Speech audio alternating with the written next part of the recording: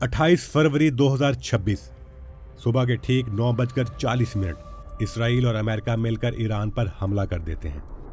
इस हमले में ईरान के 14 शहरों में 500 मकामात को हिट किया जाता है।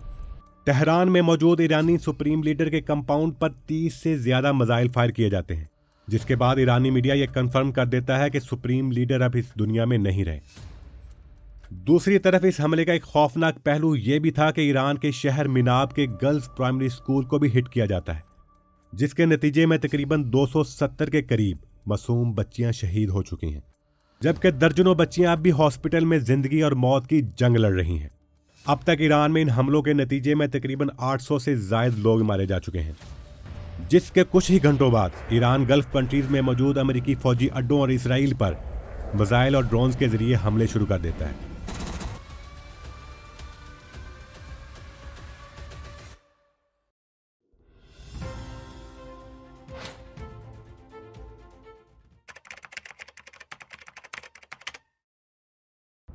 और यूं वो जंग जो इसराइल और अमेरिका ने ईरान के खिलाफ शुरू की थी, अब तेजी से पूरे रीजन में फैल रही है।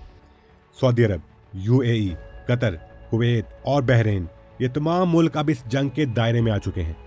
लेकिन इस पूरी कहानी का सबसे हैरानकुन पहलू यह है कि कुछ दिन पहले अमेरिकी अखबार वॉशिंगटन पोस्ट ने यह दावा किया था कि सऊदी अरब ने अमेरिका को प्रेशराइज किया था कि वो ईरान पर हमला करे।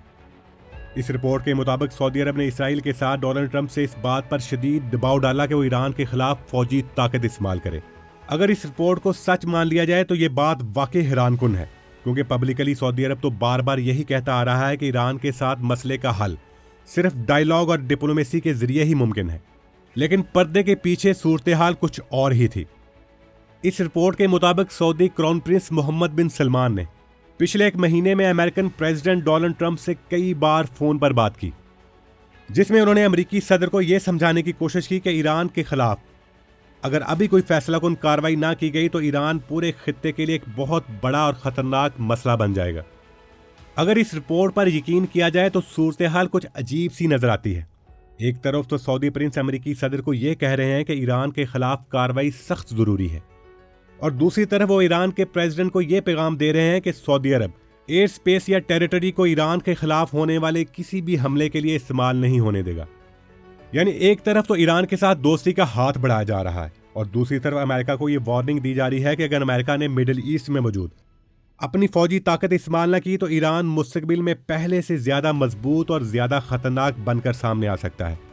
लेकिन जैसे ये रिपोर्ट सामने आई तो इसके फौरन बाद सऊदी अरब ने इन खबरों की सख्ती से तरदीद की। सऊदी हुकाम का कहना था कि सऊदी अरब ने अमेरिकन प्रेसिडेंट डोनाल्ड ट्रंप पर कभी प्रेशर नहीं डाला कि वो ईरान पर हमला करें।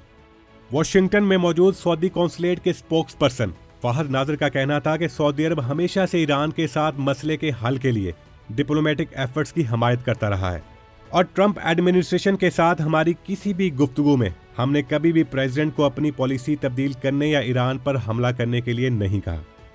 लेकिन इस पूरी सूरत हाल को समझने के लिए यह जरूरी है कि हम थोड़ा सा पस मंजर को देखें, क्योंकि ईरान और सऊदी अरब के दरमियान कशीदगी कोई नई बात नहीं, इसकी जड़ें कई दहाइयां पुरानी हैं। या सादा अल्फाज में यूं कहा जाए कि ईरान और सऊदी अरब एक दूसरे को ज्यादा पसंद नहीं करते, और हकीकत यह है कि दोनों के दरमियान कशीदगी काफी अरसे से किसी न किसी शक्ल में आज तक जारी है। कुछ लोगों के नजदीक तो यह मुकाबला मिडिल ईस्ट में इन्फ्लुएंस और पावर का है, जबकि कुछ के मुताबिक असल में ये लड़ाई इस बात पर है कि मुस्लिम दुनिया की लीडरशिप आखिर किसके पास होगी। The Ayatollah Khamenei, the new Hitler of the Middle East. If you want to look for a threat, you look at Saudi Arabia. मजहबी फिरकावारियत भी इस कशीदगी में एक अहम रोल अदा करती है। सऊदी अरब को सुन्नी इस्लाम का एक बड़ा मरकज समझा जाता है, जबकि ईरान शिया इस्लाम की नुमाइंदगी करता है। सऊदी अरब में इस्लाम के दो मुकद्दस तरीन मुकामात मक्का और मदीना मौजूद हैं, और हर साल दुनिया भर से लाखों मुसलमान हज करने के लिए यहाँ आते हैं, जिससे सऊदी अरब को मुस्लिम दुनिया में एक खास अहमियत हासिल होती है। लेकिन एक वक्त ऐसा भी था जब ईरान और सऊदीया के ताल्लुकात इतने खराब नहीं थे। 1979 से पहले दोनों मुल्कों के दरमियान अच्छे ताल्लुकात थे। उस वक्त ईरान पर मोहम्मद रजा पहलवी की हुकूमत थी, जो एक प्रो वेस्टर्न बादशाह थे और अमेरिका के करीबी इत्तेहादी समझे जाते थे। यहाँ तक कि 1978 में शाह ईरान ने सऊदी अरब का विजिट भी किया था। लेकिन इसके सिर्फ चंद महीने बाद एक ऐसा वाकया पेश आया जिसने सब कुछ बदल कर रख दिया। 1979 میں ایران میں ایک بڑا ریولوشن آ گیا جسے اسلامی انقلاب کہتے ہیں۔ اس ریولوشن کے نتیجے میں محمد رضا پہلوی کی حکومت ختم ہو گئی اور ان کی جگہ آیت اللہ روح اللہ خمینی حکومت میں آ گئے، اور یہی وہ لمحہ تھا جس نے ایران اور سعودی عرب کے تعلقات کو ایک نئے اور کشیدہ دور میں داخل کر دیا۔ سعودی عرب جو خود کو سنی دنیا کا ایک اہم رہنما سمجھتا ہے، اس انقلاب سے شدید پریشان ہو گیا تھا۔ خمینی کھل کر بادشاہت کے نظام کی مخالفت کرتے تھے اور مغرب کی حمایت یافتہ حکومتوں پر سخت تنقید کرتے تھے۔ 1980 میں جاری ہونے والی CIA کی ایک خفیہ رپورٹ میں یہ دعویٰ بھی سامنے آیا تھا کہ ایران اپنے جیسے اسلامی انقلاب کو دوسرے مسلم ممالک میں ایکسپورٹ کرنے کی کوشش کر رہا ہے، جس سے دوسرے اسلامی ملکوں میں یہ خوف پیدا ہو گیا تھا کہ ایران جیسا انقلاب ان کے ملکوں میں بھی پھیل سکتا ہے اور وہاں کی حکومتوں کو چیلنج کر سکتا ہے، اور اسی وجہ سے سعودی عرب اور دوسرے گلف کنٹریز میں بے چینی بڑھنے لگی تھی۔ اسی دوران سعودی عرب کے مشرقی علاقے قطیف میں مظاہرے شروع ہو گئے۔ مظاہرین سیاسی ریفارمز کا مطالبہ کر رہے تھے اور کچھ لوگوں نے تو آیت اللہ خمینی کی تصاویر بھی اٹھا رکھی تھیں۔ ان مظاہروں کے جواب میں سعودی سیکورٹی فورسز نے سخت کارروائی کی، جس میں کم سے کم 20 لوگ مارے گئے اور کئی گرفتار کیے گئے۔ اسی دوران گلف کنٹریز نے مل کر گلف آپریشن کونسل یعنی GCC قائم کی، جس کا مقصد مڈل ایسٹ میں ایران کے بڑھتے ہوئے انفلوئنس کے مقابلے میں ایک مشترکہ سیاسی اور سیکورٹی اتحاد بنانا تھا۔ اور پھر جب ایران اور عراق کی جنگ شروع ہوئی تو سعودی عرب نے عراقی صدر صدام حسین کی مالی اور فوجی مدد کی، جس سے ایران اور سعودیہ کے درمیان کشیدگی مزید بڑھ گئی۔ پھر 1987 میں مکہ مکرمہ میں ایک اور بڑا واقعہ پیش آیا جب ایرانی حجاج نے امریکہ کے خلاف مظاہرہ شروع کر دیا۔ اس دوران سعودی سیکورٹی فورسز اور مظاہرین کے درمیان جھڑپیں ہوئی اور بھگدڑ مچ گئی، جس سے 400 سے زائد افراد ہلاک ہوئے۔ اس واقعے کے بعد سعودی عرب نے تقریباً 3 سال کے لیے ایران کے ساتھ ہر قسم کے تعلقات ختم کر دیے، اور اس کے بعد بھی آنے والی دہائیوں میں ایران اور سعودی عرب کے تعلقات میں کبھی بہتری آئی تو کبھی دوبارہ تناؤ پیدا ہو گیا۔ لیکن ایک بات ہمیشہ رہی کہ مڈل ایسٹ میں پاور اور انفلوئنس کی یہ کشمکش کبھی بھی مکمل طور پر ختم نہیں ہو سکی۔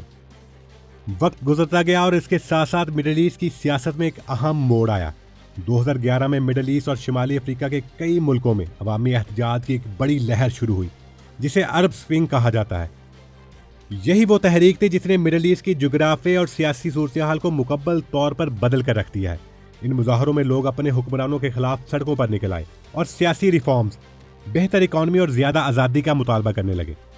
اس تحریک کے نتیجے میں تیونس، مصر اور لیبیا جیسے کئی ملکوں میں حکومتیں گر گئیں، جبکہ شام اور یمن جیسے ملکوں میں حالات خانہ جنگی تک پہنچ گئے۔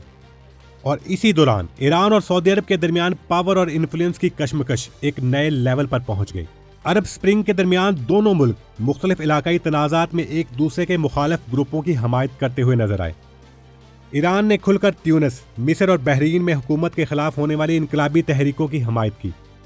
یہ وہ ملک تھے جن میں زیادہ تر سنی حکمران اقتدار میں تھے اور جن کے سعودی عرب کے ساتھ اچھے تعلقات تھے۔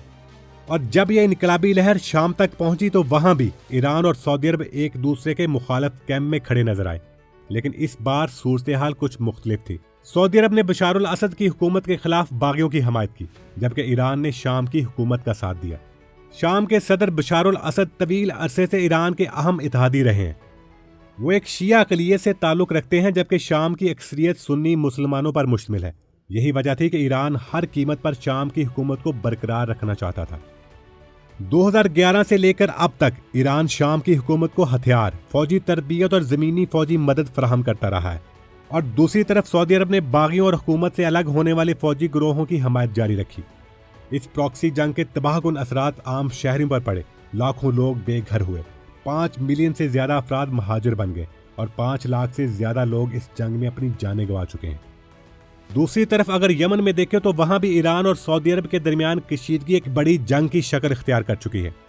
یہاں سعودی لیڈرشپ کے انڈر گلف کنٹریز کا ایک اتحاد موجود ہے جو حوثی باغیوں کے خلاف جنگ لڑ رہا ہے، جنہیں ایران کی مکمل حمایت حاصل ہے، اور اس کی وجہ یہ ہے کہ حوثی باغی بھی شیعہ گروہ سے تعلق رکھتے ہیں۔ اس جنگ میں بھی اب تک ہزاروں لوگ ہلاک ہو چکے ہیں اور 2 کروڑ سے زیادہ یمنی شہری انسانی امداد کے محتاج ہو چکے ہیں۔